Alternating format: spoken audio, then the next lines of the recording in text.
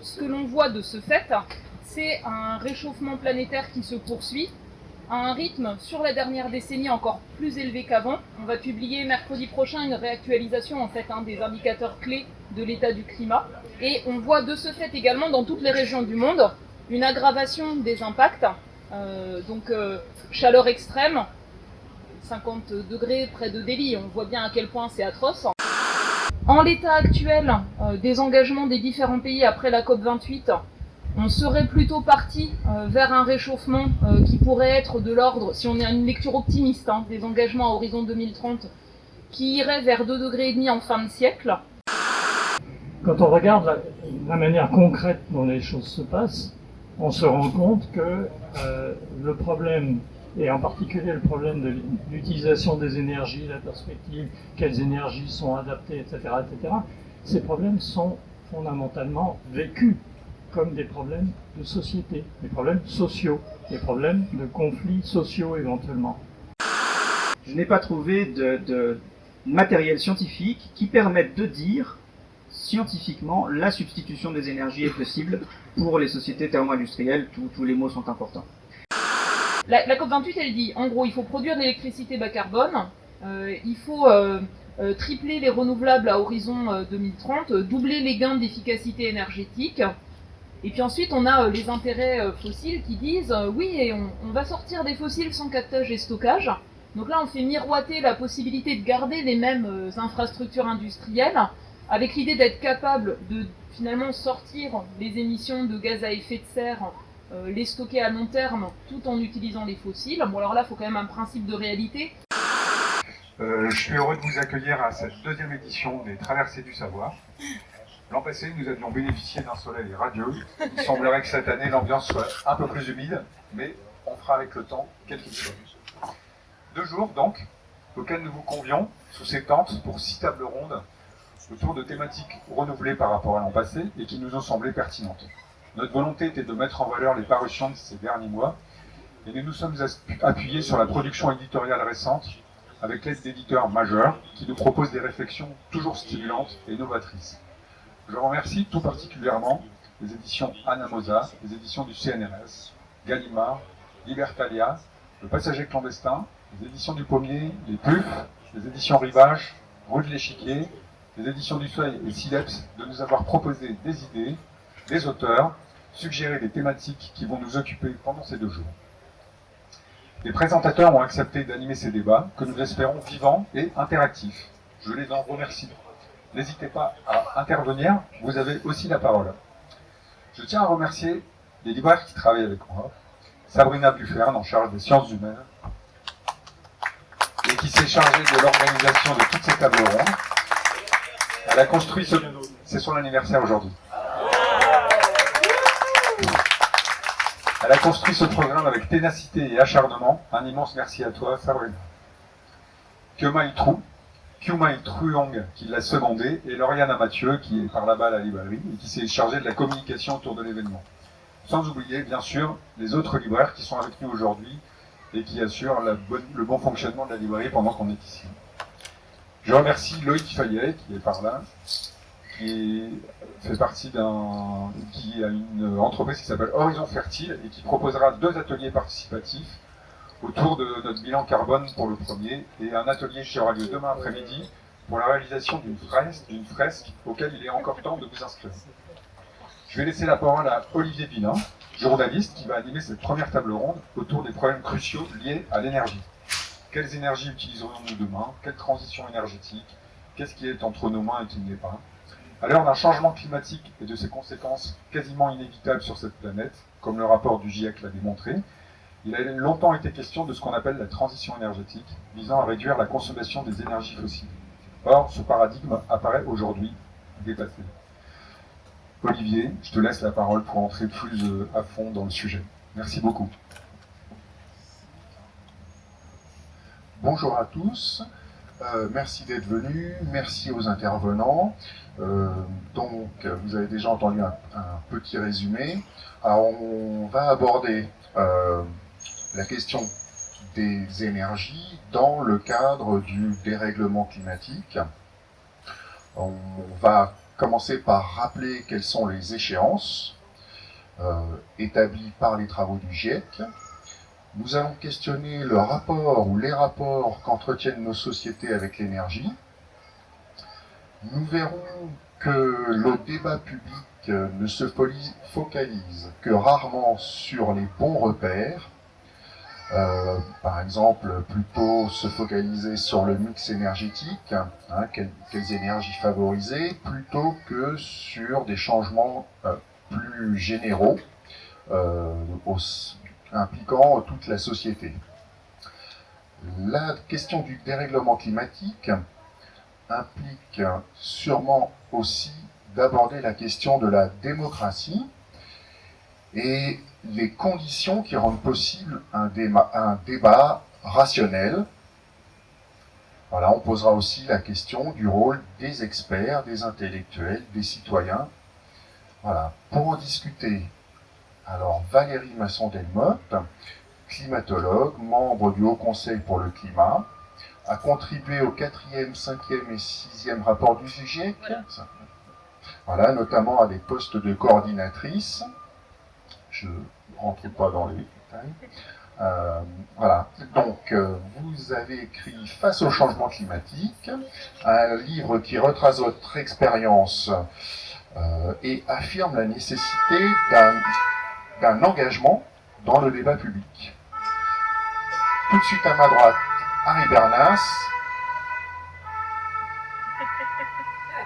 Je patiente un peu. Physicien, a dirigé le Centre de sciences nucléaires et de sciences de la matière à l'Université de Paris-Saclay. Dans les merveilleux nuages, un ouvrage sous-titré « Que faire du nucléaire ?» vous présentez plusieurs nuages qui obscurcissent le débat public concernant notamment la question du nucléaire, qui est présenté un petit peu rapidement comme une solution, sans s'intéresser aux conditions de réalisation, ni au vieillissement du parc actuel, ou au coût que représente cette énergie par rapport à d'autres chantiers. Vous posez la question de quelle énergie et pourquoi faire. Vincent Mignereau, à la droite de la table, vous êtes essayiste, et dans l'énergie du déni, vous analysez notamment la notion de transition énergétique. Vous montrez qu'elle peut masquer le fait qu'historiquement, on assiste plutôt à une addition des consommations d'énergie, bois, charbon, pétrole, etc., plutôt qu'à une substitution entre elles. Au moins pour le moment. Voilà. Les trois auteurs se rejoignent sur la nécessité d'interroger le fonctionnement, l'organisation de la société, plutôt que d'espérer atteindre notre salut dans un choix d'une technologie. Pour commencer, Valérie Masson-Delmotte, pourriez-vous nous remettre à l'esprit les échéances concernant le dérèglement climatique en cours? Le GIEC a été très clair à ce sujet.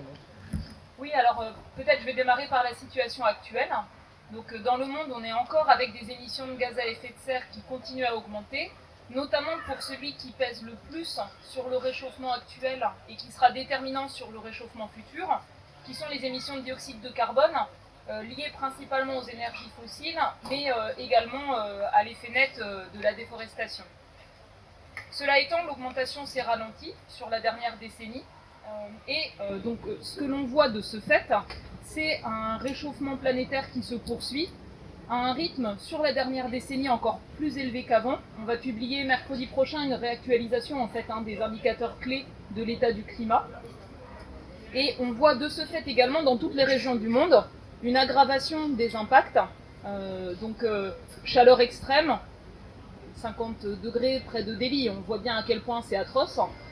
Des effets également sur les écosystèmes, par exemple en France, les forêts s'étendaient, c'était un puits de carbone qui absorbait de l'ordre de 7% de nos émissions de gaz à effet de serre tous les ans en s'accroissant.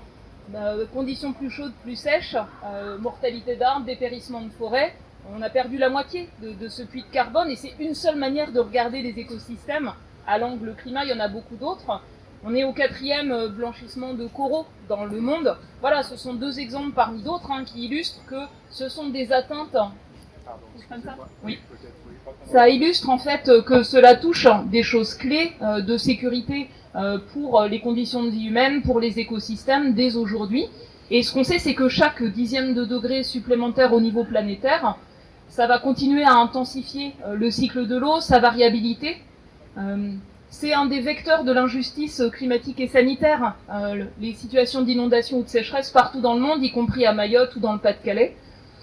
Et donc chaque 10e de degré supplémentaire, en fait, va augmenter les risques et bien sûr augmenter le risque d'exacerber les inégalités. Les inégalités territoriales, les inégalités entre les différentes régions du monde par rapport au développement et à des aspects clés de progrès humain. Donc de ce point de vue-là, si on veut limiter les risques, eh bien il faut arriver à limiter le réchauffement. L'accord de Paris avait défini comme objectif de limiter le réchauffement largement sous 2 degrés et proche, l'aspiration à renforcer les efforts pour le limiter à 1,5 degré. En l'état actuel des engagements des différents pays après la COP28, on serait plutôt parti vers un réchauffement qui pourrait être de l'ordre, si on a une lecture optimiste des engagements à horizon 2030, qui irait vers 2,5 degrés en fin de siècle. Donc il faut souligner les choses qu'on a déjà permis de faire, c'est-à-dire on n'est plus sur des trajectoires de très forte hausse d'émissions. Il y a un volet technologique qui a joué là-dessus, un ralentissement de la déforestation, mais pas partout.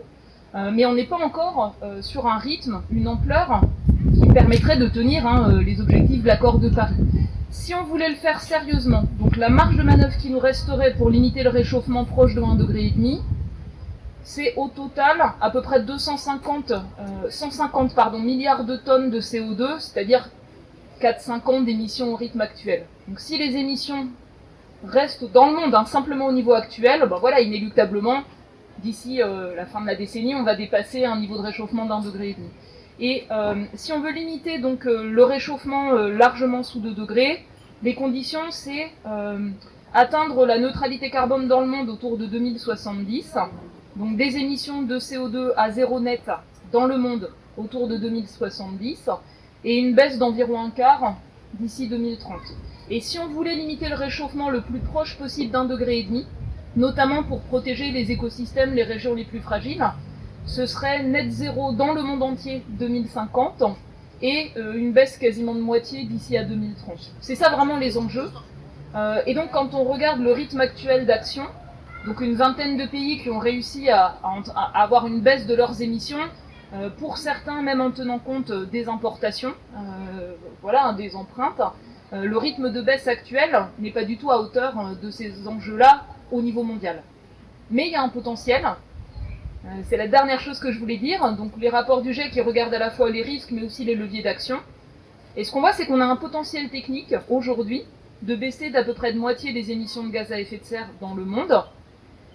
Donc un potentiel avec un volet technologique, des choses qui existent, qui sont mûres, qu'on peut déployer. Un volet qui porte sur la demande, ce qu'on appelle l'efficacité, la sobriété, le fait d'éviter des demandes en énergie, en matériaux, en terre et tout le reste. Et puis il y a enfin tout un volet qui porte sur les écosystèmes, le fait de s'appuyer sur leurs fonctions, leurs services, éviter de les détruire, les restaurer. Et en fait c'est l'ensemble de ces 3 volets qui est essentiel, pas un seul, si on veut avoir ce potentiel se réaliser. Et je termine sur un dernier point, donc effectivement le côté énergie est critique. L'utilisation de gaz d'énergie fossile, c'est à peu près 70% des émissions de gaz à effet de serre aujourd'hui dans le monde. CO2 et méthane principalement, mais aussi engrais azoté par exemple, qu'on produit à partir d'énergie fossile. Mais le système alimentaire dans son ensemble, il ne faut pas l'oublier, qui utilise aussi des énergies fossiles, dans son ensemble, de la production à la poubelle en passant par les assiettes, c'est à peu près un tiers. Et ça, c'est le parent pauvre aujourd'hui des politiques publiques, des négociations internationales, pour avoir cette approche système alimentaire, faire en sorte qu'il soit résilient. Alors, on a besoin de se nourrir, et de préserver les écosystèmes, et faire en sorte qu'il aille vers une maîtrise de son empreinte environnementale et carbone. Voilà, quelques rappels. Merci, c'est parfait. C'est justement l'intérêt de poser le débat avec ses rappels et le débat va se déployer avec ses repères. Je voulais demander à Harry Bernas, donc on a parlé de potentiel technique, d'une baisse de 50% des émissions de gaz à effet de serre. On présente donc les hydrocarbures sont sur la sellette et donc il y a nécessité de les diminuer et on entend souvent dans le débat que l'alternative serait de miser sur le nucléaire, relancer le nucléaire. Est-ce que vous pouvez nous dire en quoi la manière de poser le débat de cette manière, notamment par Emmanuel Macron, fait en fait partie du problème? Merci. Fait partie du problème. Ça va là? Comme ça? C'est mieux là? Fait partie du problème, je dirais même aggrave le problème, sous deux aspects. Il y a un premier aspect qui est la reconnaissance d'une réalité. C'est-à-dire, je me base exactement sur ce que Valérie vient de décrire. Valérie le décrit d'une manière, disons, globale. Si on regarde maintenant concrètement, ce qu'elle dit est évidemment tout à fait concret, mais si on regarde en détail, pays par pays, on se rend compte que les inégalités ne sont pas uniformément distribuées, et c'est vrai encore plus en détail à l'échelle nationale, évidemment. Et la manière dont les gens souffrent, pensez au Pas-de-Calais par exemple, récemment, il y a d'autres exemples dans toute la France, à droite et à gauche, les gens qui souffrent directement le plus des problèmes que pose le changement climatique et les effets du changement climatique, les effets primaires et les effets secondaires, ces problèmes ne sont pas du tout uniformément ressentis. Et je ne parle pas uniquement de l'aspect les 1% versus les 99%, mais aussi aux différents niveaux de la société. Quand on regarde la manière concrète dont les choses se passent, on se rend compte que le problème, et en particulier le problème de l'utilisation des énergies, la perspective, quelles énergies sont adaptées, etc., ces problèmes sont fondamentalement vécus comme des problèmes de société, des problèmes sociaux, des problèmes de conflits sociaux éventuellement. Pensez aux gilets jaunes. Les gilets jaunes sont un exemple assez emblématique d'une situation où on a à la fois un besoin qui est de réduire les fossiles, et donc de réduire l'utilisation du diesel, de l'essence, etc., et en même temps des gens qui, comme par hasard, les plus modestes, les plus éloignés des centres-villes, ceux qui souffrent de l'absence de transport collectif, etc., qui ont besoin de voitures. On est dans le cœur de la contradiction. Cette contradiction, c'est une raison, et c'est l'objet de mon bouquin en particulier, d'essayer de retourner la proposition et de dire, bon, l'énergie, c'est d'abord un outil, c'est un outil social. C'est d'abord un outil social. Et si on le regarde comme un outil social, à ce moment-là, la manière de poser les questions de l'énergie vont être légèrement décentrées, ou même carrément totalement décentrées. Je donne un exemple. Prenons le cas du nucléaire. On y reviendra tout à l'heure, certainement beaucoup plus en détail. Mais globalement, pour faire le projet Macron, disons, on va dire les choses de manière un peu brutale, le projet Macron, construire 6 EPR, une quantité de SMR, de petits réacteurs modulaires, etc. Enfin, ce projet qui, sur le papier, est très ambitieux et très exaltant, c'est peut-être beaucoup dit, mais en tout cas qui prend de la place. Ce projet concrètement il est confronté à une situation qui est le vieillissement du parc existant et le besoin de le remettre à niveau. C'est ce qu'on appelle le projet du grand carénage, qui est déjà mis en œuvre et dont on a absolument besoin. On a besoin de prolonger les réacteurs nucléaires d'aujourd'hui, non pas parce qu'on est pour le nucléaire ou des considérations générales de cet ordre, tout simplement que c'est l'énergie dont on dispose, c'est une partie de l'énergie électrique dont on dispose, une partie de l'énergie électrique uniquement, pas l'ensemble de l'énergie. Cette partie-là, on en a besoin pour faire la soudure avec ce qu'on pourrait imaginer après, par quoi on la remplacerait, c'est-à-dire à la fois la sobriété énergétique d'abord, et puis ensuite les différents changements que ça implique. Donc est-ce qu'on est capable de faire les deux à la fois? Si on regarde la réalité concrète, c'est ce que j'essaye de décrire dans le bouquin, quand on regarde la réalité concrète, la réponse est non, on n'a pas les forces. On n'a pas les forces et c'est infaisable. C'est infaisable à un certain niveau, mais ce niveau est quand même assez élevé, c'est-à-dire qu'il y a vraiment, ça créerait des difficultés majeures et il y a des choses qui sont promues et qui ne sont pas réalisables quand on regarde concrètement la manière dont les choses peuvent se passer réellement. Alors, est-ce que jusqu'où on peut aller dans cette projection? Ça, c'est un sujet sur lequel on peut revenir un peu plus en détail. La question essentielle, me semble-t-il, c'est de ne pas perdre de vue que dans le changement qui se produit déjà, ce changement existe déjà, nous le vivons déjà, les effets du changement climatique. Ce n'est pas une affaire de demain. Dans les discours, c'est une affaire, je ne parle pas des discours de Valérie, dans les discours du gouvernement et dans les discours, disons, des gens qui promeuvent, par exemple, le nucléaire de manière, disons le lobby nucléaire, par les clairs, c'est toujours, c'est en train de changer, ça va changer, on est capable de, etc., etc. C'est ce qu'on appelle les réacteurs de papier, par exemple. Les réacteurs qui sont des projets qui paraissent intéressants, mais qui, dans le concret, n'existent pas, ne sont pas réalisés. Ne sont ni réalisés, ni réalisables dans un temps court. Nous avons très peu de temps, ça apparaissait clairement dans le discours de Valérie, nous avons très peu de temps. Pendant ce temps-là, il faut être efficace. Efficace, ça veut dire tenir compte du fait que non seulement il y a un problème de l'énergie, de l'utilisation de l'énergie, de la sobriété, etc., mais du fait que la société elle-même change du fait des effets du changement climatique.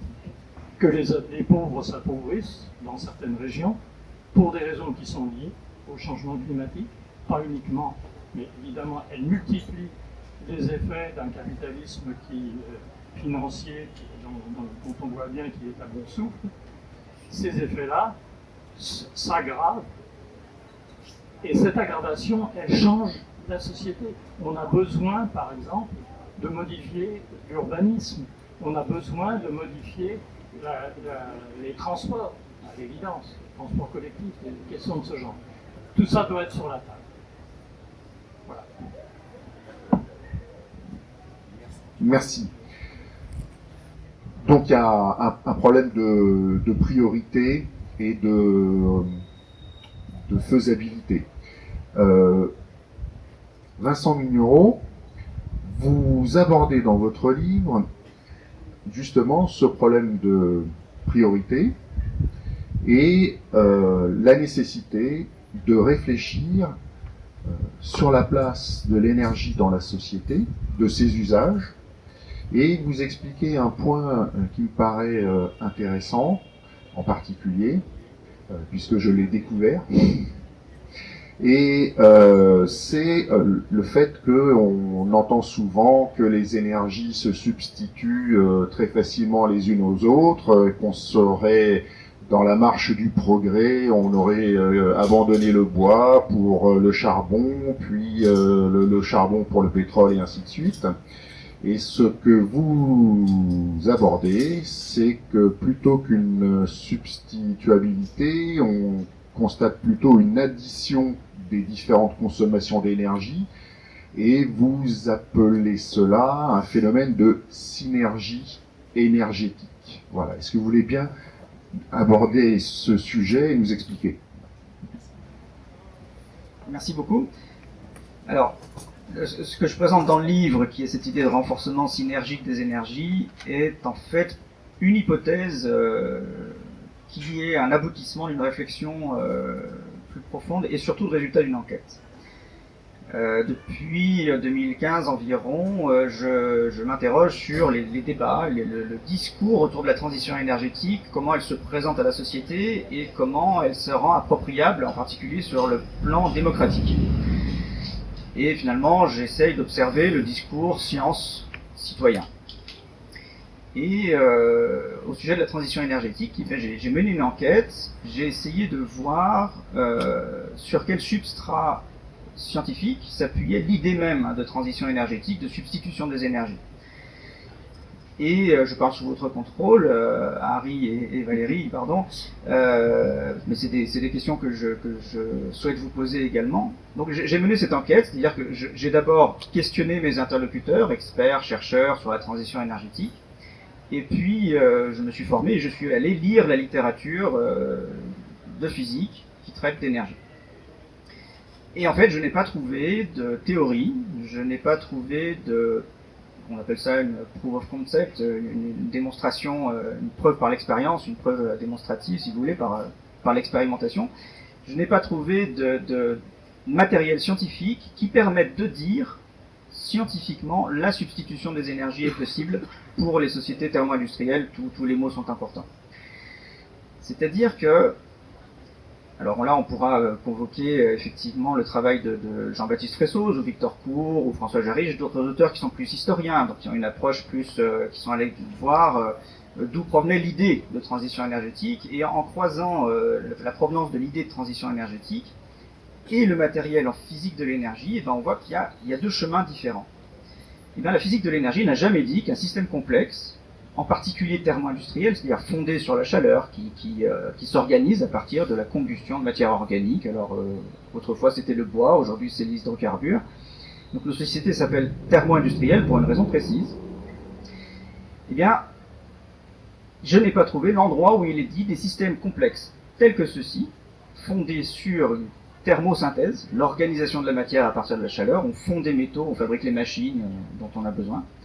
Je n'ai pas trouvé où il était écrit qu'on pouvait obtenir le même résultat, c'est-à-dire organiser la matière, c'est-à-dire fournir à nos sociétés les machines, les cafetières, les voitures, les téléphones, à partir de l'énergie du vent, à partir de l'énergie du rayonnement solaire ou à partir de l'énergie des atomes. Quand je dis à partir, c'est-à-dire au moment où on extrait l'énergie du milieu. C'est très important, alors je pourrais rentrer dans des détails plus conceptuels plus tard, mais c'est très important parce qu'en fait, il ne faut pas parler, à mon sens, d'une transition terme à terme, c'est-à-dire on change de machine et ça marche. Je pense qu'il faut comprendre notre problématique comme un processus. Il y a un processus industriel, par exemple, c'est une succession d'étapes qui doivent se dérouler dans un certain ordre, un ordre précis. Et l'histoire des sociétés thermo-industrielles, c'est on a découvert que la chaleur pouvait nous rendre des tas de services. On a même découvert qu'elle pouvait nous permettre de fabriquer des alliages. C'est très ancien, hein, âge du bronze, âge du fer, etc. C'est très ancien. Et progressivement, le processus de synthèse de matières métalliques qui nous rend des services nous a permis d'enclencher d'autres sous-processus, comme par exemple obtenir des moyens d'exploiter l'énergie elle-même. Ça, c'est très important. Quand on brûle du bois, on peut fabriquer les haches qui permettent d'aller couper la forêt pour avoir du bois. Quand on brûle des hydrocarbures, on peut fabriquer les pipelines, les pompes, quand on brûle du charbon, on peut fabriquer avec le charbon les chariots qui permettent d'aller au fond de la mine, de remonter, les chemins de fer. On peut fabriquer toutes les pièces métalliques qui permettent d'exploiter l'énergie elle-même. C'est ce qu'on appelle une autocatalyse. Une réaction produit quelque chose qui entretient la réaction. Et ce processus-là, à mon sens, il est fondateur Et on ne peut pas, à mon sens, en l'état de la littérature, dire qu'on peut reproduire ce même processus avec l'énergie du vent, avec l'énergie provenant du rayonnement solaire ou des atomes. Je précise et je termine pour cette première présentation là. Aujourd'hui, face à du vent, aucun humain ne peut fabriquer une éolienne. Aujourd'hui, face au rayonnement solaire, aucun humain ne peut fabriquer un panneau photovoltaïque. De même, quand on extrait de l'uranium, même s'il est raffiné, bien rangé, disposé là dans un laboratoire, on ne pourra pas, avec ce matériau aussi concentré d'énergie soit-il, on ne pourra pas fabriquer une centrale nucléaire. Il faudra d'abord avoir une infrastructure qui permette d'extraire l'énergie de ces sources, ou j'appelle ça plutôt des énergies auxiliaires, et uniquement après avoir développé tout un tas d'infrastructures, on peut extraire l'énergie et en obtenir un service. Mais c'est pas le même processus. Et alors, bien sûr, on me dira, mais une fois qu'on a fait toutes ces machines, on a de l'énergie. Et bien là se pose la question de l'entretien, de la stabilisation du système. Et là encore, j'ai cherché dans la littérature, et je n'ai pas trouvé même pas de théorie, c'est ça qui est très préoccupant à mon sens, pour des raisons scientifiques, de théories qui disent, eh bien, à partir de l'énergie qui traverse une éolienne, on va rester sur cet exemple, à partir de l'énergie qui traverse une éolienne, on en fait l'électricité, cette électricité on la convertit en chaleur, avec cette chaleur on fond des métaux qui permettent de réparer l'éolienne. Mais je n'ai pas trouvé de littérature qui dise que ce processus-là puisse être stabilisable. C'est-à-dire qu'il boucle sur lui-même en apportant suffisamment d'énergie en retour à l'éolienne pour se maintenir en état tout en procurant de l'énergie à la société. Alors vous allez me dire, mais le taux de retour énergétique, ça suffit, si on a un suffisamment bon taux de retour énergétique. Alors le taux de retour énergétique, c'est le ratio entre l'énergie qu'on investit pour obtenir de l'énergie et l'énergie qu'on obtient pour la société. Mais pour moi, là, et je ne vais pas trop rentrer dans le détail non plus, mais pour moi, là, on a une fausse réponse, parce qu'on a une réponse quantitative, c'est-à-dire si on a un suffisamment bon taux de retour énergétique, ça suffit. Alors que la question que je pose, la question qui est posée par la transition énergétique, c'est est-ce qu'un système complexe peut fonctionner avec une autre forme d'énergie que celle qu'il a fondée? Est-ce qu'on peut passer d'une thermosynthèse, d'une thermo-industrie, à une éolo-industrie, à une radio-industrie, pour parler du nucléaire, nucléo-industrie peut-être, ou une photo-industrie, c'est-à-dire vraiment une transposition de la photosynthèse pour les sociétés humaines? Et bien là, à mon sens, enfin, c'est pas à mon sens, j'ai questionné les chercheurs eux-mêmes, hein, ils n'ont pas trouvé de réponse à ces questions-là, et donc l'enquête continue.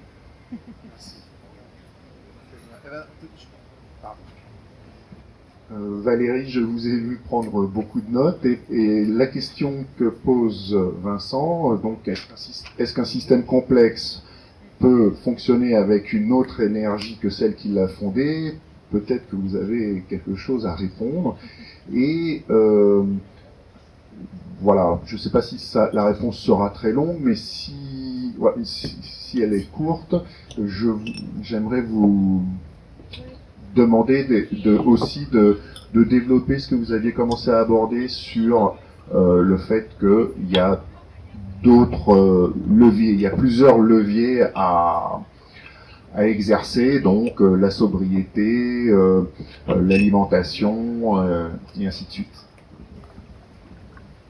Oui, alors la chose que je peux dire, c'est que votre description, elle est intéressante à lire par rapport à la manière, notamment dans le cadre international, à la COP28, donc à Dubaï, a été décrite ce que serait une possible transition énergétique, compte tenu, on le voit bien, des rapports de force qui sont en présence, actuellement.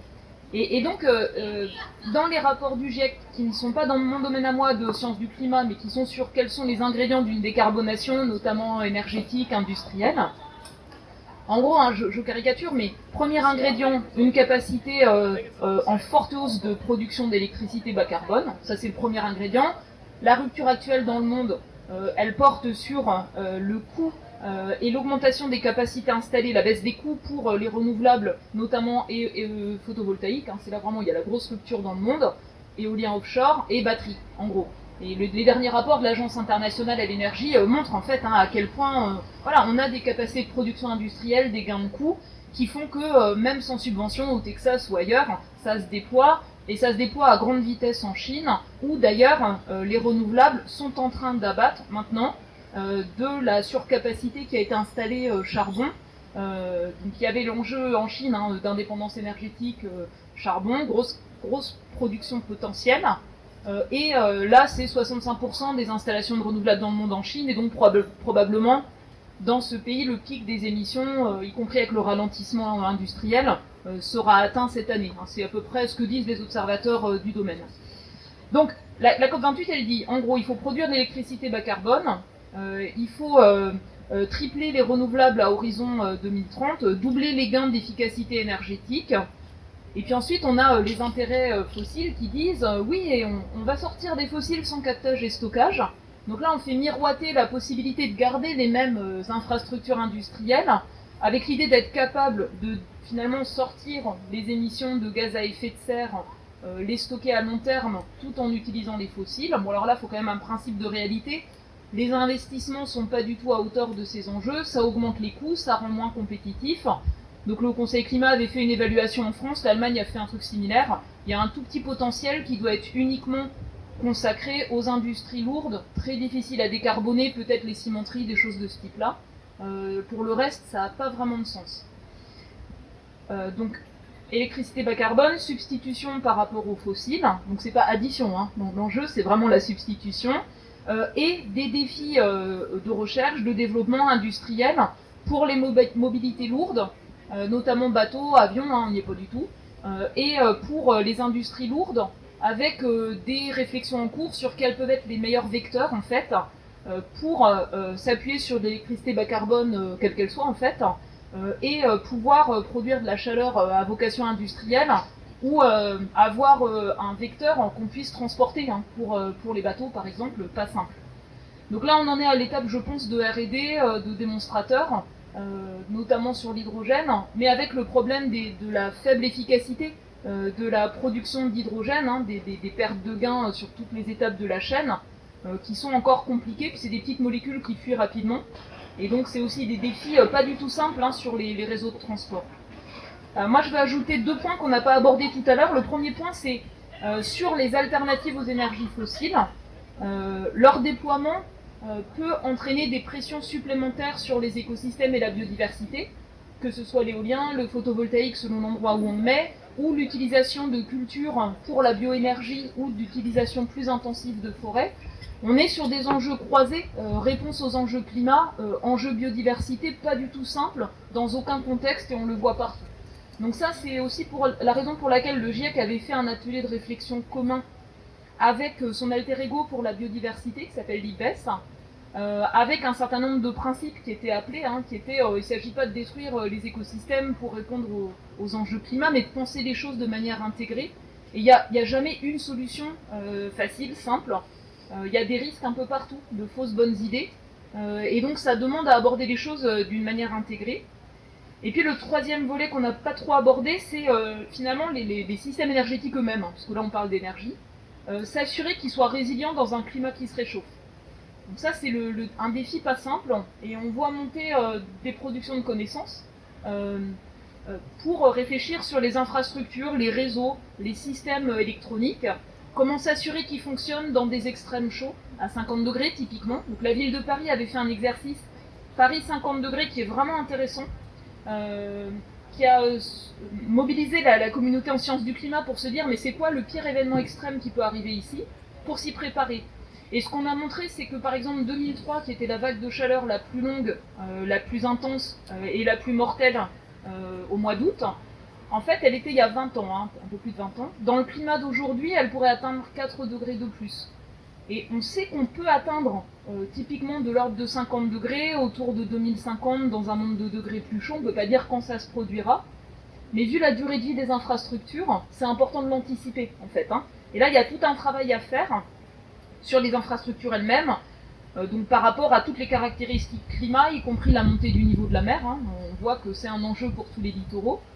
Et dernière chose, ça va jouer sur la demande. Donc en hiver, on va avoir des hivers un peu plus doux, et selon les régions de France, les évolutions démographiques, elles peuvent un peu contrebalancer ça. Ça va pas tellement jouer sur la demande d'énergie en hiver.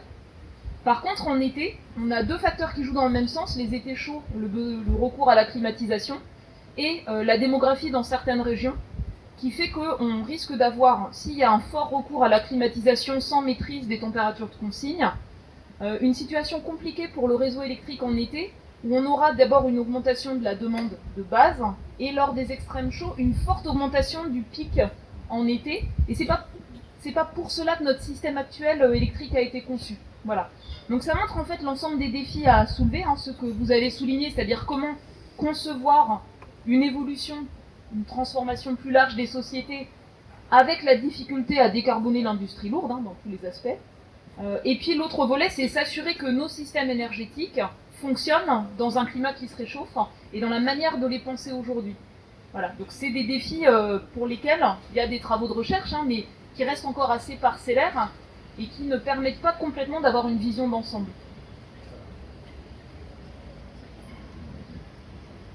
Vous vouliez ajouter quelque chose, Harry, sur cette question? Ou on passe directement au débat, à la qualité du débat démocratique?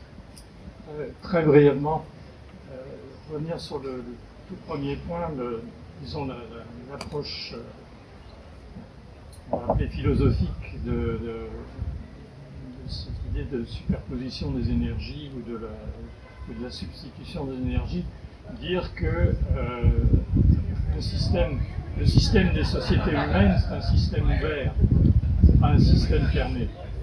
Et donc l'idée de cycle fermé, de rebouclage, ces questions-là doivent être revues.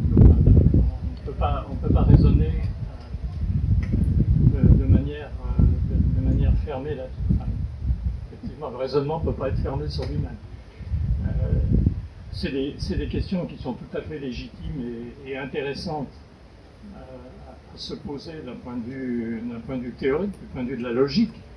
Mais sur le plan de l'activité humaine, il faut reconnaître une réalité. On est dans une dynamique, on est sans arrêt dans une dynamique. Et j'insiste là-dessus parce que les raisonnements auxquels on est confronté quand on nous parle de mix énergétique, etc., la notion de mix énergétique, c'est une notion qui ignore la dynamique, telle qu'elle est présentée, je veux dire en général.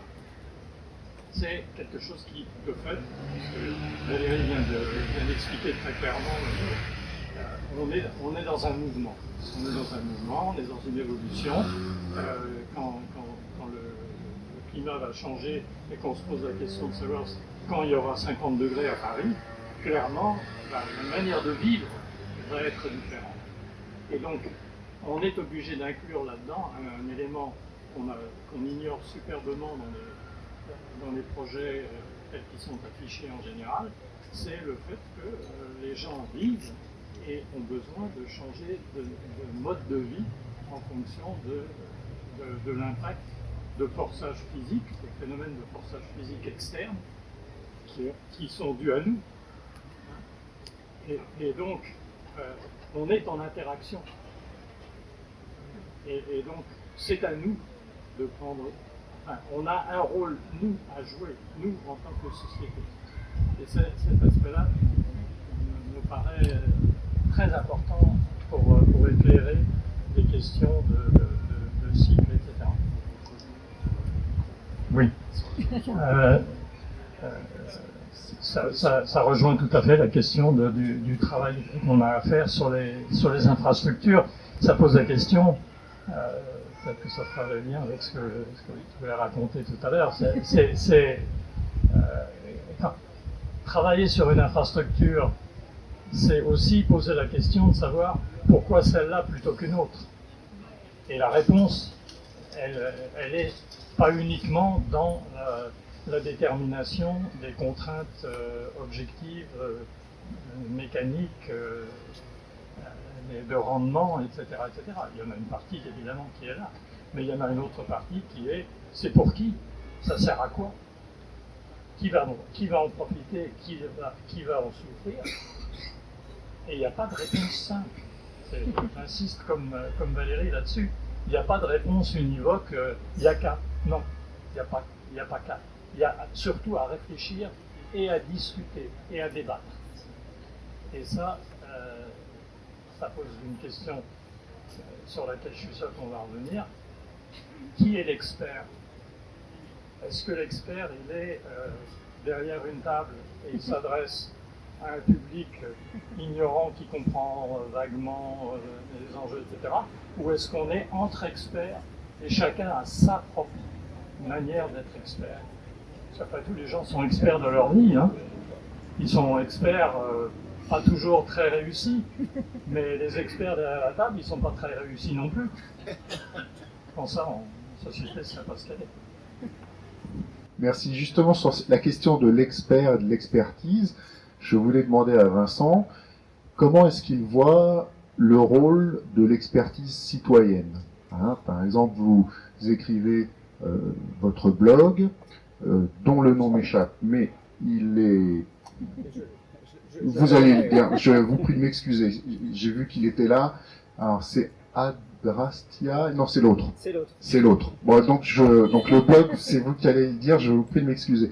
Donc, quel rôle vous voyez pour l'expertise citoyenne donc face à des questions qui sont quand même complexes et au milieu de discours qui vont un petit peu dans tous les sens? Je fais référence évidemment à la longue campagne de dénégation des enjeux climatiques, par exemple. Et oui, cette question est centrale. Alors, le nom du site sur lequel je mets à jour en fait tous les arguments que je peux présenter, c'est défiénergie.tech. Voilà, tout simplement. .tech, un peu par provocation, parce que c'était une extension qui me correspondait, qui me semblait bien correspondre à notre esprit très techniciste et qui parie sur la technologie pour se sauver. Et voilà, ça me paraît, c'est une sorte de pied de nez. Donc défiénergie.tech. La question du rapport du citoyen à la science, je me trouve peut-être à l'interface, et vous avez utilisé, Monsieur Bernas, le terme de philosophe. Parfait, pourquoi pas. je pratique une espèce de philosophie, alors plutôt une épistémologie. Dans le champ de la philosophie, j'essaye de questionner l'histoire de la science qui dit qu'une substitution des énergies est possible. Donc là, je suis embêté parce qu'en tant que citoyen qui essaye de questionner la science, eh bien, je ne trouve rien. Alors, ça ne veut pas dire que ça ne marchera pas. Voilà. Je ne peux pas dire la transition ne marchera pas au prétexte qu'on ne le sait pas. Peut-être qu'on y arrivera un jour. Ce qui m'embarrasse, moi, dans le rapport entre la science et le citoyen, c'est lorsque la science, ou plutôt les experts, expriment au nom de la science qu'il y a une solution. Que si on fait ça, ça marche. Eh bien, en fait, là, à mon sens, il y a un abus, parce que la science n'a jamais dit ça. Précisons, la science fait des choses au sujet de la transition, des produits du matériel scientifique de très très bonne qualité, sous forme de modèles, de simulations que vous connaissez parfaitement, des scénarios. Vous avez parlé de narratif. Je me souviens d'une de vos interventions, vous expliquez que le GIEC relaie des narratifs, mais en forme des narratifs, des formes de récits pour qu'on puisse se projeter dans un avenir, dans plusieurs avenirs, donc en fonction des choix politiques qui seront faits. Mais j'ai pas de problème avec ça. Il faut que la science puisse se convertir en discours entendable, appropriable, aucun souci. En revanche, ça m'embarrasse un peu quand au sein de ces narratifs, il y a une forme de prescription politique portée par les intermédiaires, par les experts, dont la science n'a rien dit. Vraiment, à moins que, à la fois mes interlocuteurs et moi ayons manqué une théorie évidente, et, voilà, que j'ai manqué de précision dans ma recherche, aujourd'hui, il n'y a pas de théorie cadre qui permette de conceptualiser une substitution des énergies pour les sociétés thermo-industrielles. Je le redis parce que on dit en philosophie souvent qu'on ne reconnaît que ce qu'on connaît. Voilà. On ne sait même pas poser la question. On ne s'est pas posé la question au XXe siècle de savoir si on pouvait faire concrètement, physiquement une transition. En fait, en lisant Jean-Baptiste Pessoz, on remonte un petit peu l'histoire de l'idée de transition, et elle vient, Monsieur Bernas, vous connaissez bien l'histoire, elle vient de la fascination, parfaitement légitime à mon sens, de la fascination de la découverte de la quantité d'énergie qui régnait dans les atomes.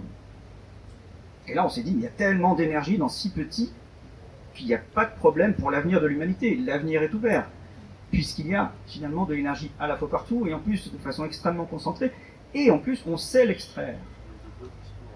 On peut l'extraire, cette énergie. Donc, voilà, c'est sûr, l'avenir est ouvert, il n'y aura que des problèmes de limite de la planète de ressources, mais pas de problème d'énergie. Et donc on a fait une transposition, on s'est dit il y a beaucoup, donc il n'y a pas de problème. Et en fait, l'organisation des sociétés, elle ne dépend pas que de la quantité, elle dépend de la possibilité d'en faire quelque chose de cette quantité. Et ça, c'est une autre question. C'est une question qui est, et je vous rejoins, M. Bernas, parfaitement sociétale. C'est-à-dire, est-ce que ceux qui vont être à l'usine demain pour mettre en forme la matière, pour fabriquer des panneaux photovoltaïques, des éoliennes, des centrales nucléaires, est-ce que l'énergie qu'ils vont devoir consacrer à cette mise en forme de la matière va provenir des seules sources dont on sait qu'elles peuvent transformer la matière, c'est-à-dire la chaleur des hydrocarbures, ou alors du vent? Est-ce qu'ils vont devoir, je ne sais pas comment, capturer le vent ou apposer leurs mains sur l'uranium directement pour en extraire de quoi façonner la matière? Ça, je ne crois pas. Il va falloir tout un tas de processus dont on ne sait pas s'ils sont stabilisables au sens de l'organisation. Alors, j'utilise une espèce d'analogie qui me vient de la culture shintoïste au Japon. Cette culture a une forme de fascination pour les objets inertes, sur lesquels elle projette volontiers des caractéristiques propres aux vivants. Donc elle peut penser que les objets inanimés, en fait, ont une âme, ont des pouvoirs, ont des intentions, et ça s'appelle c'est une culture techno-aliéniste. J'ai le sentiment que, et c'est assez net dans certains modèles, dans certains scénarios, j'ai l'impression qu'on projette sur les éoliennes, les panneaux photovoltaïques et les centrales nucléaires, ou la géothermie, enfin toutes ces machines de transition, on projette qu'elles sont intrinsèquement capables de se reproduire et de stabiliser leur fonctionnement, comme des êtres vivants. Eh bien, en fait, j'ai un gros doute là-dessus. Et scientifiquement, je vous rejoins, c'est une question de récit dont les citoyens doivent faire quelque chose. Est-ce qu'ils peuvent continuer à s'adresser aux machines comme vous et moi, on peut s'adresser à sa voiture, par exemple, en disant qu'elle est volontaire, ou à sa cafetière en disant qu'elle rend des services et qu'elle est quand même bien sympa? Voilà, projeter tout un imaginaire du vivant sur des machines. Les machines, elles n'ont aucune intention. Notre véhicule, il peut avoir une esthétique racée, un tempérament, mais lui, en fait, s'en fiche. La machine, elle n'a pas d'âme. Voilà. Est-ce qu'on va continuer à pouvoir projeter des imaginaires animistes sur nos objets, y compris sur les éoliennes, etc. Est-ce qu'elles vont garantir notre survie, toutes ces machines? C'est la question qui s'ouvre, je pense, aujourd'hui. Pardon, merci. Valérie,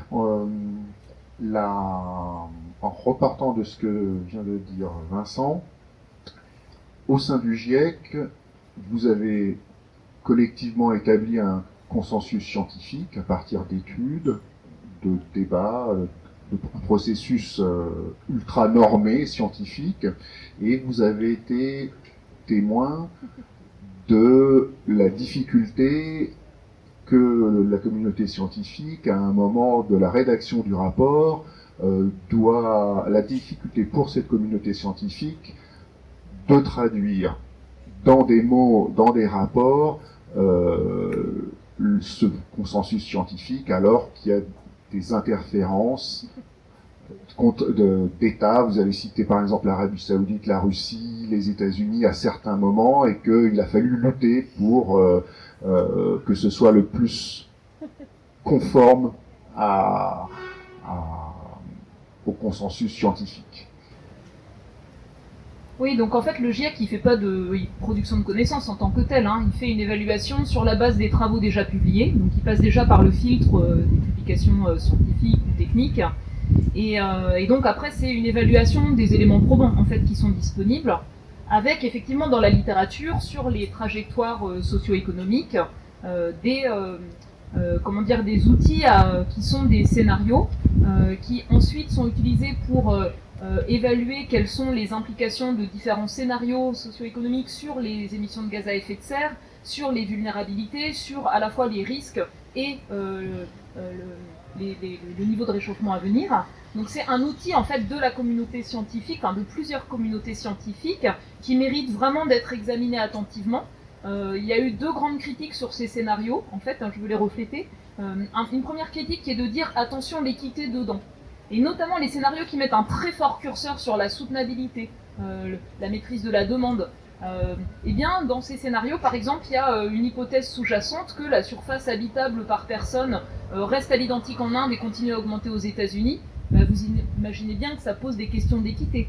La façon dont ces scénarios sont construits, notamment pour la moitié de la population mondiale qui aspire à vivre mieux.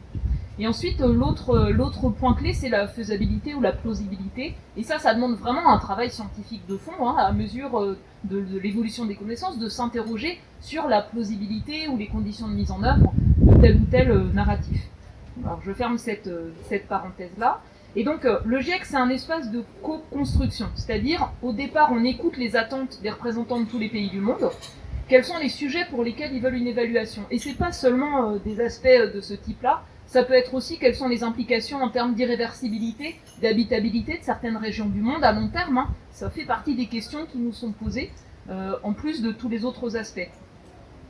Les différents pays ont des points focaux, participent à proposer des auteurs pour les rapports, participent à la relecture des chapitres successifs, souvent avec leurs experts, mais parfois leur position géopolitique qui transparaît.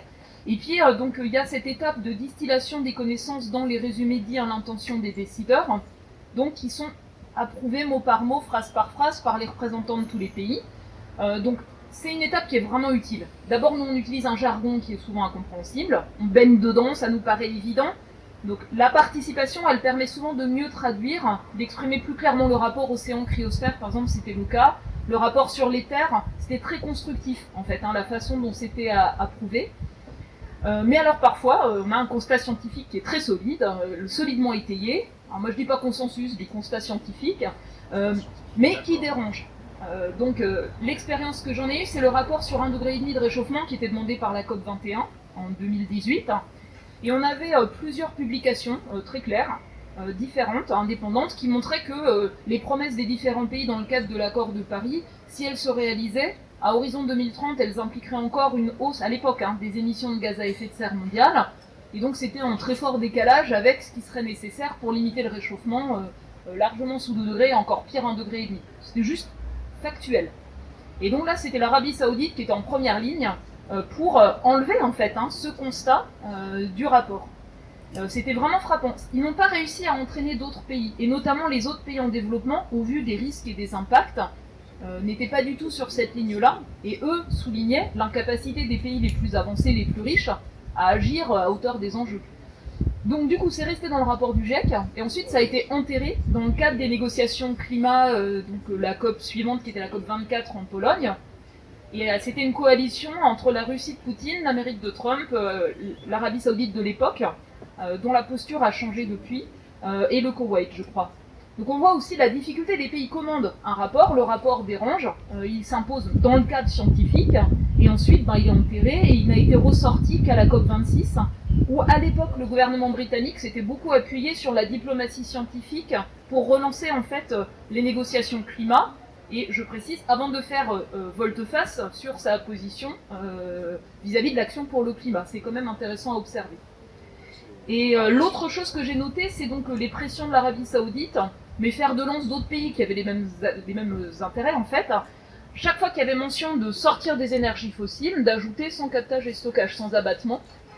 Et à l'époque d'ailleurs, c'était le représentant de la France, donc c'était clair que c'est pas ma partie, moi je vais pas mener cette partie-là, c'est pas la partie physique du climat, mais c'était clair qu'il fallait céder sur ce point pour que l'ensemble du rapport soit adopté par tous les pays. Et donc le représentant de la France à l'époque avait fait ajouter une définition de l'abattement, c'est-à-dire capter au moins 90% des gaz à effet de serre sur le processus industriel associé, au moins ça, pour que ça ait un sens. Et bien ça n'a toujours pas été reflété, par exemple dans la décision de la COP28 qui faisait toujours référence à ce vocabulaire, l'illusion qu'on peut utiliser les fossiles en captant les émissions. Il n'y avait même pas en fait une définition précise. Donc on voit que c'est une stratégie dans le cadre des rapports, on va dire, scientifiques et techniques, pour introduire un vocabulaire et ensuite que ce vocabulaire se reflète dans les accords politiques, on va dire, et qu'ils permettent d'éviter des recours ou des contentieux dans l'intérêt de tel ou tel pays. Et l'autre exemple que je voulais donner, hors énergie, c'est dans la partie système alimentaire, ce qui pèse le plus, c'est la consommation de protéines animales, viande et produits laitiers, en termes d'empreinte climat, de pression sur les terres, d'empreinte environnementale. Et donc c'est en fait, donc dans les options d'action, il y a une alimentation avec plus de protéines végétales, moins de protéines animales, c'est factuel. Et là, c'est les pays d'Amérique du Sud exportateurs de viande qui ont vraiment fait pression pour que la formulation soit une alimentation saine, équilibrée et soutenable. Alors c'est juste en fait, dans différents contextes c'est juste, il y a des pays semi-arides dont l'équilibre nutritionnel dépend des produits animaux, c'est un fait. Mais ça quand même, ça sape en fait la compréhension de ce constat. Donc on voit bien que le constat scientifique, il se heurte parfois à des intérêts géopolitiques, et c'est pas forcément des lobbies industriels en tant que tels, puisque c'est des États entiers dont l'économie, le développement dépend en fait, ou a été construit par rapport aux énergies fossiles, à l'industrie de la viande, et donc qui eux-mêmes en fait essayent de saper ce constat, ou la formulation de ce constat scientifique. Voilà. Et moi, c'est pour ça que je pense qu'un point important pour être transparent dans la vie démocratique partout, c'est que ces approbations de rapports du GIEC, donc elles font l'objet de comptes rendus détaillés. Vous pouvez savoir ce qu'on dit en votre nom, les représentants de chaque pays. Mais ce serait bien que ce soit en fait enregistré et ensuite disponible. Savoir ce que les représentants de chaque pays portent par rapport à des enjeux de gestion de commun, parce que c'est ce dont il s'agit, comme quelque chose qui démocratise finalement, ne serait-ce que le rapport par rapport à ces constats scientifiques. Harry, j'ai une question, justement, dans votre livre, vous faites référence à un organisme scientifique, l'IMRS, à qui IRSN, voilà, vous revenez sur justement un discours scientifique qui finalement dérange une architecture des projets politiques de relance du nucléaire. Et donc, est-ce que vous voulez nous en dire plus sur les enjeux? Oui. La question peut être prise de manière... L'IRSN est un bon exemple. L'IRSN, c'est un organisme qui est chargé par la loi. Il est défini par le Parlement. C'est un organisme qui est chargé de faire de l'expertise des réacteurs nucléaires, pas seulement de manière beaucoup plus large que les réacteurs proprement dits, c'est-à-dire de l'ensemble de la filière nucléaire, y compris les problèmes jusqu'aux problèmes de déchets, etc. Et même voire de faire des scénarios de réflexion sur l'avenir, non pas sur l'avenir du nucléaire en général, mais sur les problèmes techniques qui peuvent être posés par telle ou telle évolution, par exemple le vieillissement, des choses comme ça. Cet organisme était un organisme qui est, donc, dépend d'un ministère, donc il a une hiérarchie qui est à l'intérieur de l'État, et qui est indépendant, qui est distinct exactement de ce qu'on appelle l'ASN, qui est l'organisme, l'autorité de sûreté nucléaire, qui elle est totalement indépendante, y compris du gouvernement, et qui est simplement là pour dire, enfin simplement de manière tout à fait critique et essentielle, là pour dire vous pouvez ou vous ne pouvez pas faire tel type de développement ou mettre en œuvre, par exemple démarrer l'EPR dans les conditions où il est, etc. Donc il y a un organisme de décision qui est l'ASN, et un organisme de recherche, d'évaluation et de définition des problèmes et de la problématique qui est l'IRSN. Ces deux organismes étaient distincts. Le gouvernement a décidé d'un trait de plume, c'est même pas le gouvernement, c'est un conseil de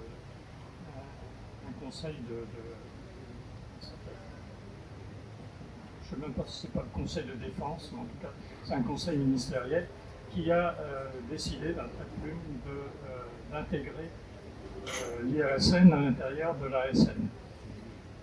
Ça a donné un débat, le Parlement s'en est occupé et finalement il s'est trouvé une majorité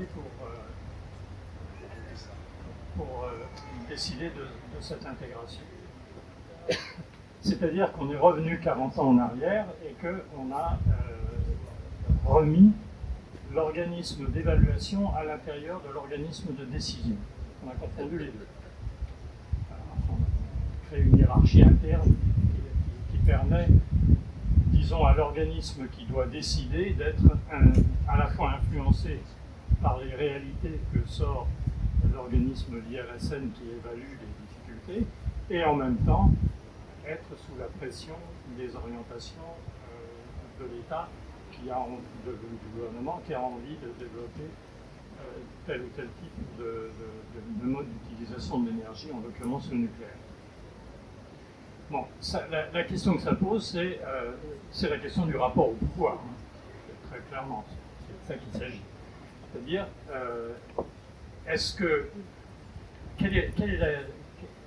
comment est-ce qu'on définit l'expertise? Expertise, est-ce que ça veut dire neutralité?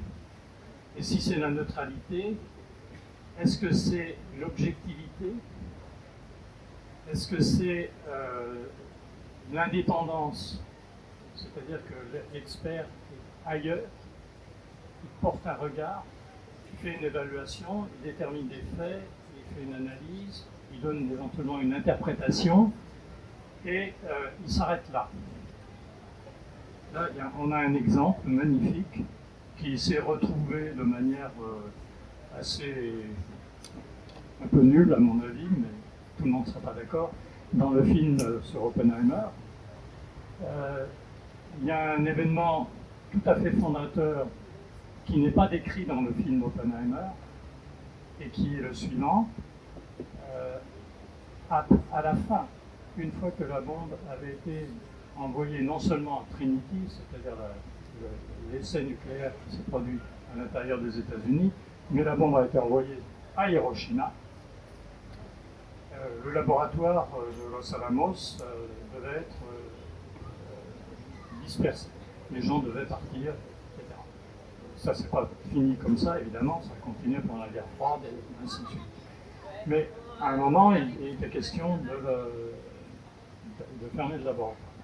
Oppenheimer, en tout cas, lui, avait décidé, et on l'avait incité à ça, de prendre sa distance par rapport au laboratoire, de cesser d'en être le directeur, et il a fait un discours d'adieu, qui est absolument extraordinaire. Je l'ai résumé brièvement, non pas dans ce livre-là, mais dans un livre précédent qui s'appelle Le Bonheur, qui mérite vraiment une réflexion, alors là pour le coup, à la fois philosophique, éthique, programmatique.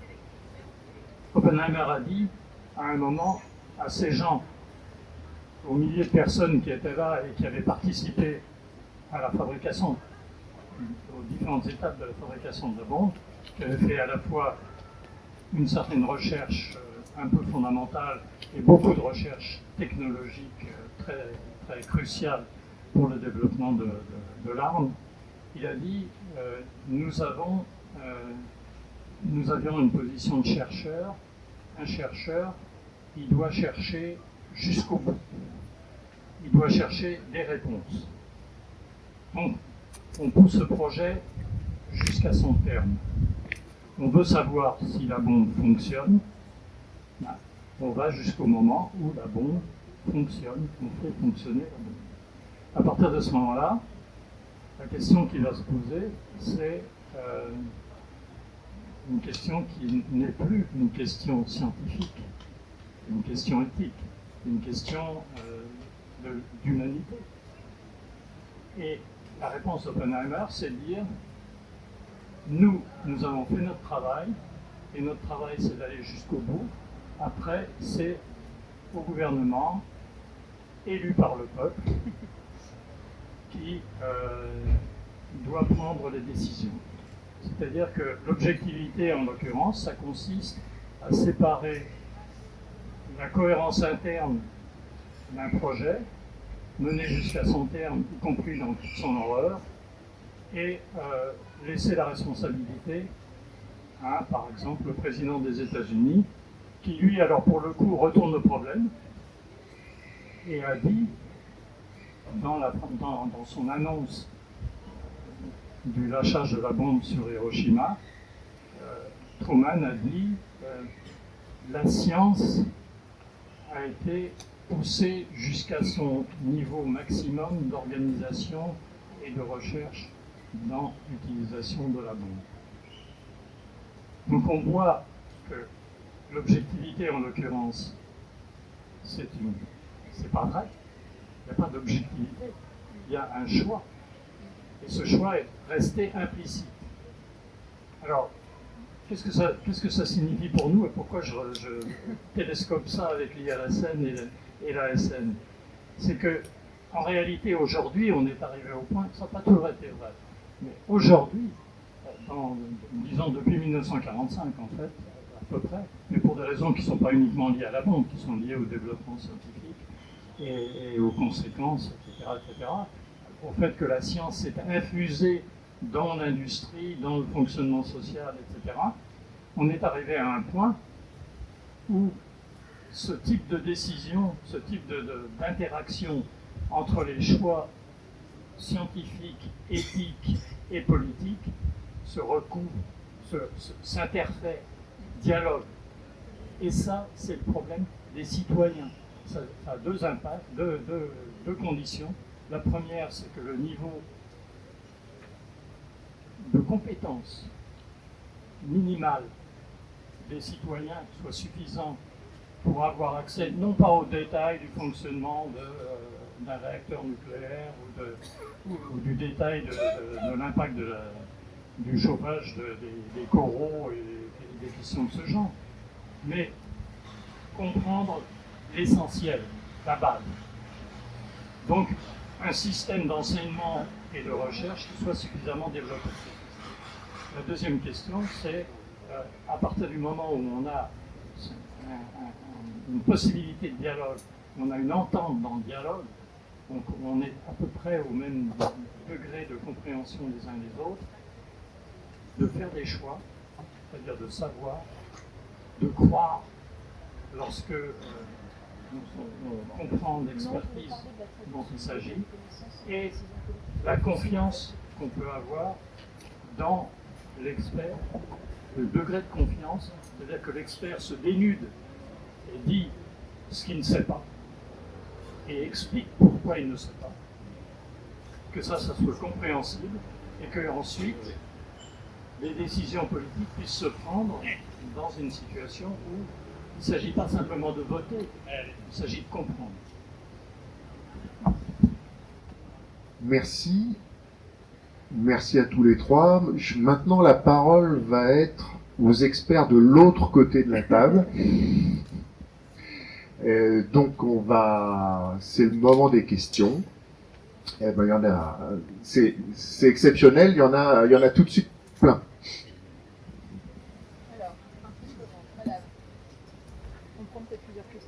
Oui, c'est ça. Michel Duc, je suis physicienne, chercheuse. J'ai une question pour Valérie et une question pour Harry. Valérie, on a parlé des experts scientifiques. Dans mon entourage, j'ai des collègues qui travaillent sur la géo-ingénierie et donc font passer l'ensemencement de l'albédo avec des particules, ils font des petites manifs dans le coin dans leur labo, comme une solution qui pourrait vraiment résoudre le problème du réchauffement à grande échelle. Et donc, moi personnellement, ça m'apparaît quand même un peu dangereux de changer complètement le climat de la planète. Et puis, c'est irréversible, et si c'est à grande échelle, bon, qu'est-ce que tu en penses?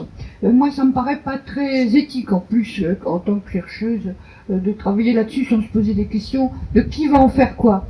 Et puis pour Harry, je lui demanderais bien peut-être d'expliciter un peu plus pourquoi il a dit tout à l'heure que les petits SMR, les petits réacteurs là, sont pas réalisables. Parce que alors, moi en tant que physicienne, je me dis mais c'est quand même ces réacteurs, c'est le principe il est connu, donc ça pourrait être fait. Je vois plutôt un danger que si on en a beaucoup sur le sol français, et ailleurs, ça va nous amener à une société assez fliquée, parce que comme c'est dangereux, il va falloir que tout soit protégé, y compris les transferts du plutonium, etc., etc.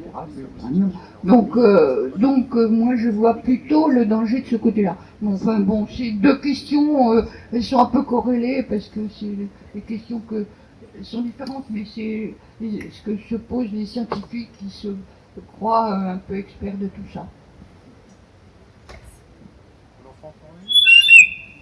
Pardon, désolé. Pour le moment, il commence la réponse. Bonjour. D'abord, je dis d'où je parle. Je suis coprésident de France Nature Environnement Paris. Moi, je suis toujours très étonné qu'on parle si peu de la sobriété. Il suffit de vous retourner tous les trois. Derrière vous, vous avez un monstre, un véhicule qui doit peser pas loin de 2 tonnes pour transporter en gros 100 kilos de viande humaine, je veux dire. Parce que c'est à peu près le taux d'utilisation des véhicules. C'est 1,2 personne à peu près.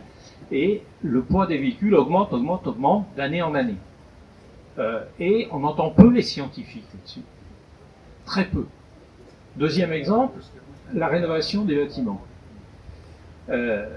Sur le territoire métropolitain, c'est 42% des émissions de gaz à effet de serre le bâti. Au rythme actuel, sur toute la France, alors qu'on parle d'atteindre une neutralité carbone sur le bâtiment en 2050, il faut 350 ans au rythme actuel pour avoir rénové les bâtiments. On entend peu les scientifiques là-dessus.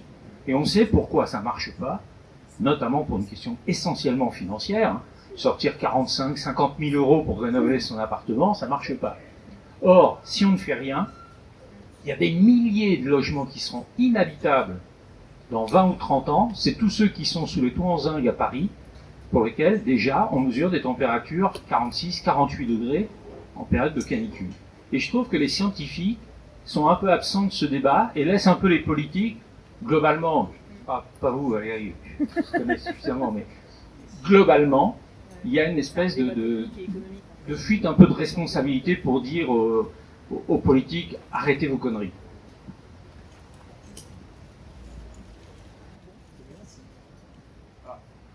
Je passe tout de suite la parole mais ce sont des questions qui sont abordées dans les 3 livres. Alors bon, c'est une distorsion du débat. Voilà. Valérie, vous commencez ? Oui, alors Michel, donc la question de la modification délibérée du rayonnement solaire, c'est un objet de recherche à l'aide de modèles de climat.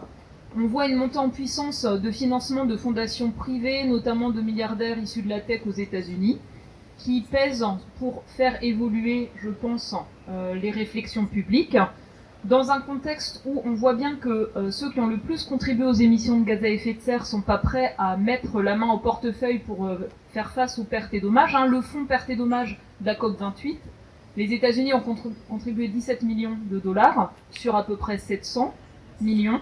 On estime que les besoins, c'est au moins 100 voire 400 milliards par an pour aider les gens à reconstruire post-catastrophe à horizon 2030. Donc on voit bien que ceux qui ont le plus contribué veulent pas payer. Et je pense que ça fait partie de la volonté d'explorer davantage ce type de possibilités. Donc dans le GIEC, c'est évalué dans les 3 rapports comme quelque chose de différent de tout le reste. Donc on sait qu'on pourrait contrebalancer une partie du réchauffement dû au gaz à effet de serre en bidouillant le bilan du rayonnement solaire ou autre. Ce serait imparfait selon les saisons, les latitudes. Il y aurait des effets indésirables, couche d'ozone, mousson par exemple, ça touche au cycle de l'eau différemment. Si on le faisait de manière forte, on a des risques en cas d'arrêt. Si on le fait de manière très fine, très ténue, on verrait les effets qu'au bout de 20 ans, si on baisse les émissions, c'est pareil. Donc ça gagne pas vraiment du temps. Et ensuite, on serait probablement amené à le déployer de l'ordre du siècle, voire plus. Ça pose en fait des questions éthiques.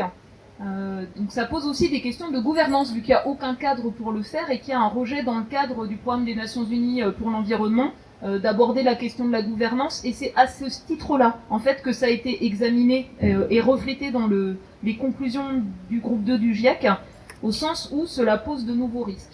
Et donc il y a beaucoup de voix qui demandent à continuer à avoir une recherche publique sur ce sujet, pour pas être les dindons de la farce au cas où des acteurs privés le promeuvent, notamment en Europe, Et l'autre chose, c'est un moratoire sur l'expérimentation et le déploiement. Et ça n'existe pas aujourd'hui. Et ensuite, oui, sur le volet maîtrise de la demande, pour moi, c'est pas une question scientifique, c'est une question en fait économique, technique, avec un besoin de compétences pour porter des rénovations de manière efficace, et y compris sur les véhicules, c'est un problème de rentabilité pour les constructeurs automobiles sur des petits véhicules, y compris électriques, qui optimisent l'efficacité énergétique, on va dire, matière et tout le reste, mais qui posent des problèmes de viabilité pour les constructeurs européens. Donc pour moi, c'est pas un enjeu scientifique en tant que tel. Le constat scientifique, il est clair, des petits véhicules mieux remplis avec des petites batteries adaptées aux usages, c'est l'idéal. La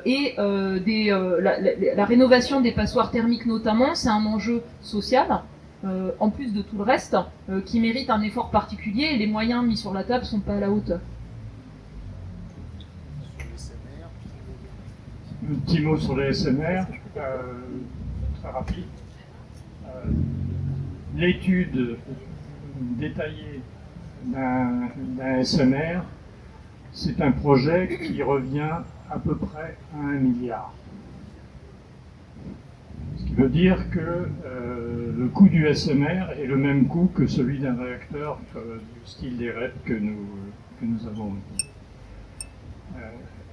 Chaque fois qu'on change un peu un concept, y compris en changeant sa taille, en changeant la quantité d'uranium 235 à l'intérieur de la totalité d'uranium qu'on met dans le réacteur, des choses comme ça, ça réagit sur l'ensemble du réacteur.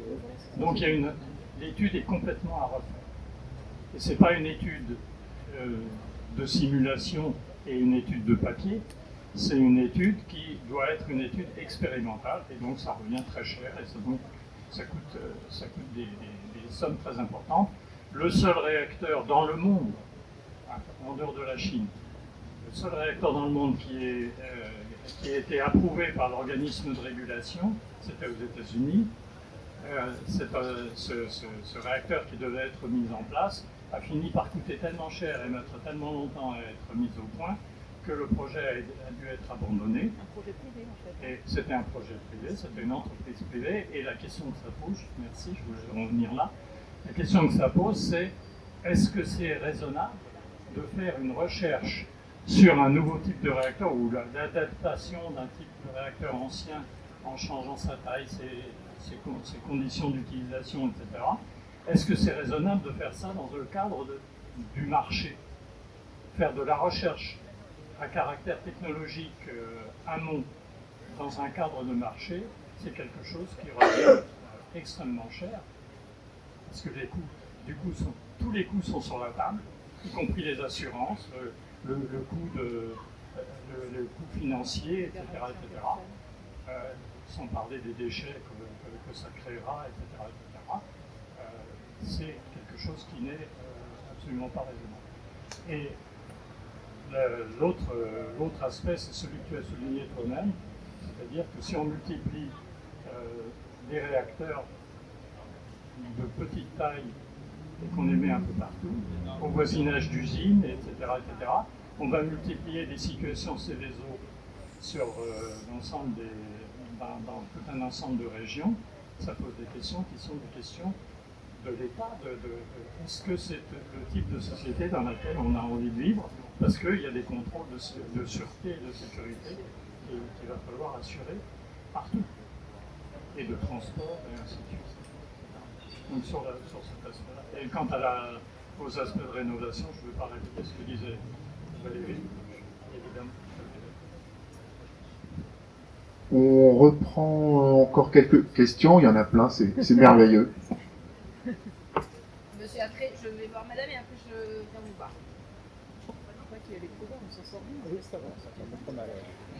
Merci déjà beaucoup à vous d'intervenir.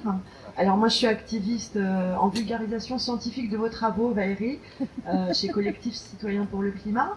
Il y a une question en fait qui n'est jamais abordée, c'est que la clé de verrouillage qu'on a actuellement, elle est économique et politique en soi, mais sur des systèmes qui n'ont pas prévu d'intégrer le saut intellectuel dont on a besoin actuellement. Je parle notamment de, par exemple, remettre en question l'économie de croissance, le PIB, et c'est des questions de sciences sociales qu'on met de côté et qui sont exactement, significativement, le verrou de notre société actuellement.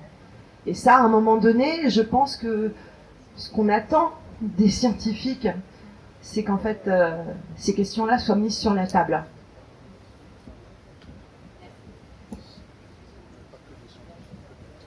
Bonjour. Vous disiez tout à l'heure que les engagements de la COP28 amenaient à un réchauffement à 2,5 degrés. En même temps, Christophe Béchu, le ministre de l'écologie, dit que la France doit se préparer à plus 4 degrés. Donc, est-ce que le gouvernement français est particulièrement pessimiste, ou bien les engagements prévus à la COP28 ne sont pas très réalistes? Et vous, alors non, peut-être pas par rapport à des faits, peut-être plutôt votre opinion, mais qui est une opinion éclairée, vers où pensez-vous qu'on se dirige? Et d'autre part, je voulais voir aussi, vous avez évoqué le fait qu'il y a un certain nombre de technologies qui sont matures. On a parlé de l'ingénierie. Est-ce que la capture et le stockage du CO2 fait partie des technologies matures?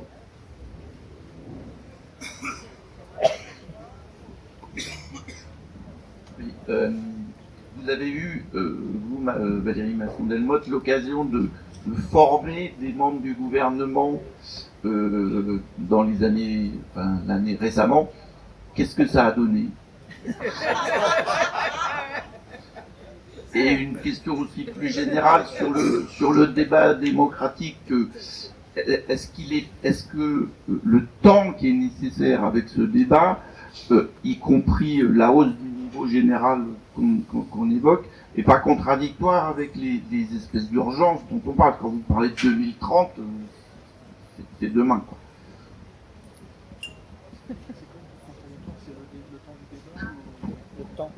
Le temps du débat. Valérie, vous commencez, comme d'habitude? Alors sur la partie croissance PIB, c'est pas mon domaine de compétence. Dans les évaluations du GIEC, on évaluait des scénarios qui mettent un très fort curseur sur la soutenabilité, dans le monde en fait, au sens vraiment des choix de développement qui misent sur l'éducation, l'accès à la santé, voilà. Alors cela en fait, quelles sont les implications économiques par exemple? On a besoin de nouvelles connaissances qui n'existaient pas à ce moment-là. La seule chose que je peux décrire, c'est qu'en fait, il me semble que dans le débat croissance, PIB, etc., c'est parfois caricatural, et l'idée en fait c'est de mettre le curseur sur le bien-être humain, il me semble, au détriment de l'aspect de la croissance purement économique tirée par la consommation de produits à fort impact environnemental, et de réfléchir aux indicateurs les plus pertinents sur une économie de long terme. Et je veux terminer sur un point, c'est, moi je mets l'accent climat, mais même les scénarios socio-économiques qui mettent le curseur le plus fort sur la soutenabilité, ils ne tiennent pas les objectifs biodiversité. Donc ça c'est un point de vigilance très important.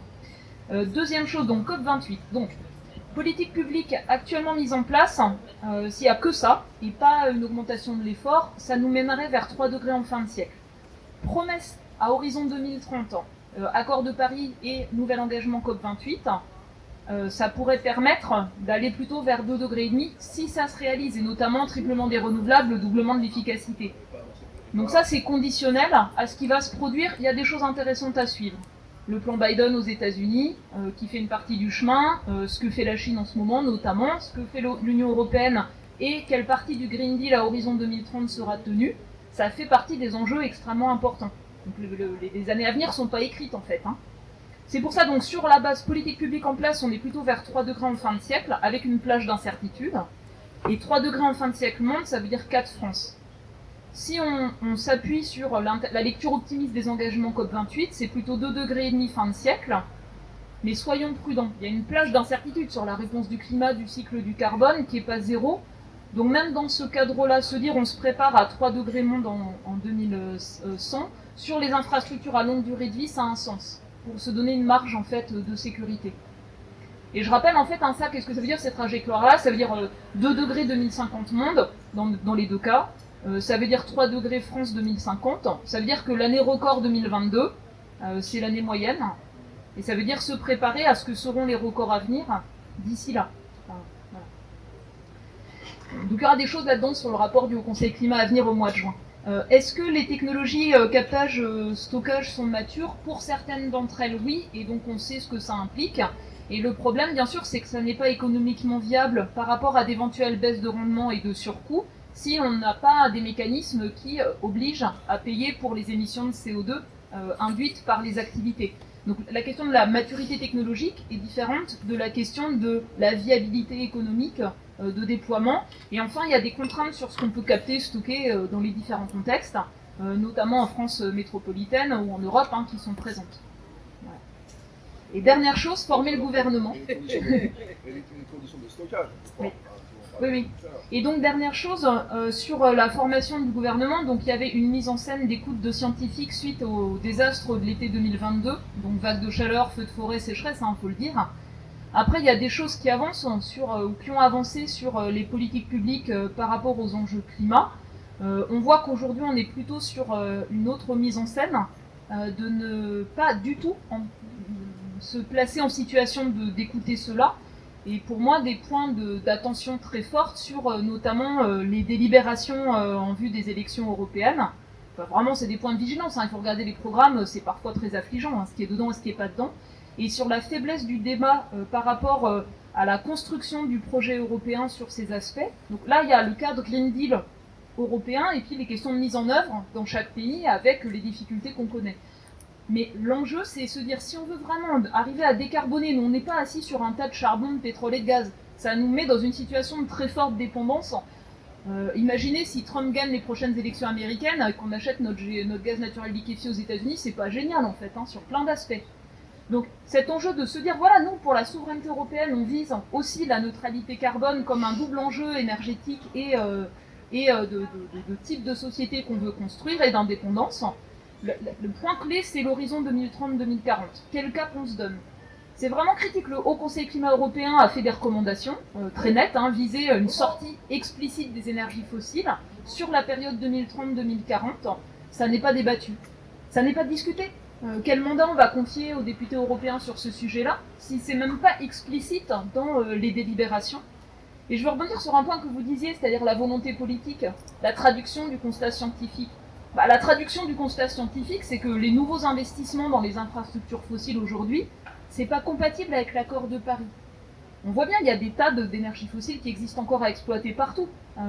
Donc la question, c'est qu'est-ce qu'on fait sur un moratoire, par exemple, sur l'investissement, l'exploitation de nouvelles ressources fossiles. Et ça, ce serait une traduction du constat scientifique en outils politiques qui guideraient les choix économiques, et on n'y est pas.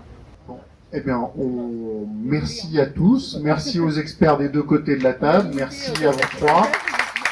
Si vous n'avez pas encore lu les 3 livres de nos auteurs, je vous les conseille, ils sont en plus très agréables à lire, moi j'ai appris plein de choses. Et si vous avez encore des questions, vous pouvez bien sûr leur parler, ils seront certainement devant la librairie, il y a des stands avec un présentoir de